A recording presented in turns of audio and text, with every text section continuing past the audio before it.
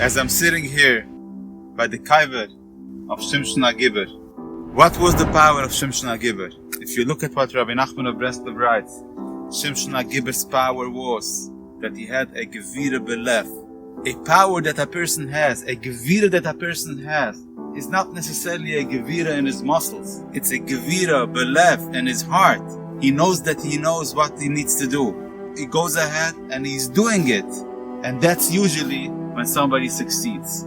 You can take a very, very strong person and he doesn't have a Gevira Belef, and is not going to be able to accomplish anything. So my dear friends, let's all know the powers that we have, the koyach that Hashem gave us, and go with it. Go with it and make the world a better place with all that Gevira.